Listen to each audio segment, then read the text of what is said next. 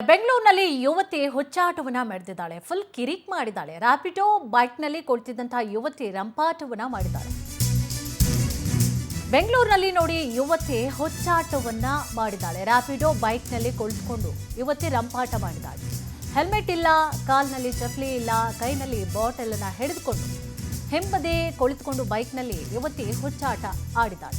BTM ಲೇಔಟ್ನಿಂದ Banashankari ಮಾರ್ಗದಲ್ಲಿ ಪಯಣವನ್ನ ಮಾಡ್ತಾ ಇದ್ದರು. 4-5 ಕಿಲೋಮೀಟರ್ನವರೆಗೂ ಕೂಡ ಇದೇ ರೀತಿಯಾದಂತಹ ವರ್ತನೆ ಮಾಡಿದ್ದಾಳೆ. ಕೈನಲ್ಲಿ ಬಾಟಲ್ ಅನ್ನ ಹಿಡಿದುಕೊಂಡು ಕೈ ಬೀಸುತ್ತಾ ಯುವತಿ ಕೂತಿದ್ದಾಳೆ. ಸಿನಿಮೆಯ ಸ್ಟೈಲ್ನಲ್ಲಿ ಯುವತಿಯ ಎಂಜಾಯ್ಮೆಂಟ್.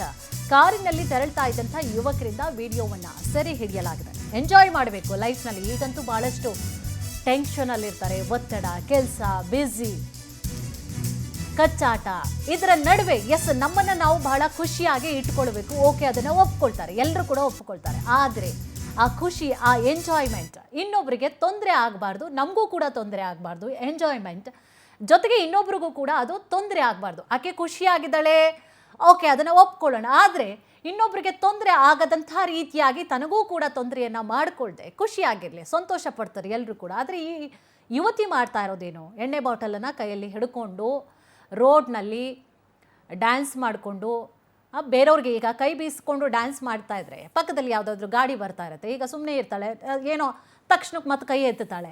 ಪಕ್ಕದಲ್ಲಿ ಗಾಡಿ ಮೂವ್ ಆಗ್ತಾ ಇರುತ್ತಪ್ಪ, ಅವ್ರಿಗೆ ತೊಂದರೆ ಆಗೋದಿಲ್ವಾ ಇದರಿಂದಾಗಿ? ಆಮೇಲೆ ಹೆಲ್ಮೆಟ್ ಕೂಡ ಹಾಕಿಲ್ಲ. ಏನಾದರೂ ಹಿಂಗೆ ಕುಡಿದ ಮತ್ತಿನಲ್ಲೇ ಆಕ್ಸಿಡೆಂಟ್ ಆಗಿಬಿಟ್ರೆ, ಈಗ ಮುಂದೆ ಕೂತಿದ್ದವನು ಕುಡ್ದಿದ್ರೆ ಆಕ್ಸಿಡೆಂಟ್ ಆಯ್ತಪ್ಪ, ಅಥವಾ ಎಲ್ಲೋ ಗುದ್ದಿದ್ರಪ್ಪ, ತಲೆಗೆ ಹೆಲ್ಮೆಟ್ ಬೇರೆ ಇಲ್ಲ, ತಲೆಗೆ ಏಟು ಬೀಳುವಂತಹ ಸಾಧ್ಯತೆ ಇರೋದ್ರಿಂದಾಗಿ ಸಾವು ನೋವುಗಳಾಗತ್ತೆ, ಗಾಯಗಳಾಗತ್ತೆ.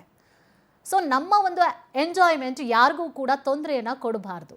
ಸೊ ನೋಡಿ, 4-5 ಕಿಲೋಮೀಟರ್ನವರೆಗೂ ಕೂಡ ಇದೇ ರೀತಿಯಾಗಿ ಮಾಡ್ಕೊಂಡು ಹೋಗ್ತಾ ಇದ್ದಾಳೆ ಯುವತಿ. ಜೊತೆಗೆ ಬಿಟಿಎಂ ಲೇಔಟ್ನಿಂದ ಬನಶಂಕರಿ ಮಾರ್ಗದಲ್ಲಿ ಪಯಣವನ್ನು ಬೆಳೆಸ್ತಾ ಇದ್ದಂತಹ ಸಂದರ್ಭದಲ್ಲಿ ಸಿನಿಮೆಯ ಸ್ಟೈಲ್ನಲ್ಲಿ ಯುವತಿ ಎಂಜಾಯ್ಮೆಂಟ್ ಇದು.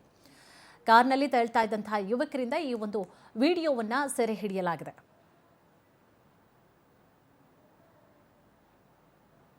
ಮೊದಲೆಲ್ಲ ಒಂದು ಕಾಲ ಇತ್ತು, ಹೆಣ್ಣುಮಕ್ಕಳು ಹೊರಗಡೆ ಬಂದ್ರೇ ಒಬ್ಬರನ್ನ ತಲೆ ಎತ್ತಿ ನೋಡ್ತಾ ಇರಲಿಲ್ಲ, ನಾಚಿಕೊಳ್ತಾ ಇದ್ರು. ಅದು ಒಂದೊಂದು ರೀತಿಯಾದಂಥ ಭಾವನೆಗಳು. ಓಕೆ, ಇದನ್ನು ನಾವು ತಪ್ಪು ಅಂತ ಹೇಳಲ್ಲ. ಸ್ವಾತಂತ್ರ್ಯ ಇದೆ, ಅದನ್ನು ತಪ್ಪು ಅಂತ ನಾವು ಯಾವತ್ತೂ ಹೇಳಲ್ಲ. ಅವರು ಡ್ರೆಸ್ಸಿಂಗ್ ಕೋಡ್ ಇರ್ಬೋದು ಅಥವಾ ಸ್ವಾತಂತ್ರ್ಯ. ಆದರೆ ಬಟ್ ಇನ್ನೊಬ್ಬರಿಗೆ ತೊಂದರೆ ಆಗದಂಥ ರೀತಿಯಾಗಿ ಹೆಣ್ಣುಮಕ್ಕಳು ಅಂತಂದರೆ ಒಂದು ರೀತಿಯಾಗಿ ಎಲ್ಲರೂ ಕೂಡ ಕೈ ಮುಗಿದು ಭೂಮಿಯಷ್ಟೇ ಎಸ್ಸಪ್ಪ ತೂಕದ ಹೆಣ್ಣು ಮಗಳು ಅನ್ನುವಂಥ ರೀತಿಯಾಗಿ ಇರಬೇಕು. ನಮಗೂ ಅದು ಒಳ್ಳೆಯದು, ಬೇರೆಯವ್ರಿಗೂ ಒಳ್ಳೆಯದು. ಹೀಗೆಲ್ಲ ಹುಚ್ಚಾಟವನ್ನು ಮಾಡ್ಕೊಂಡು ಹೋಗ್ತಾ ಇದ್ರೆ ಏನಾಗುತ್ತೆ, ಬೇರೆಯವ್ರಿಗೂ ಕೂಡ ತೊಂದರೆ ಆಗುತ್ತೆ.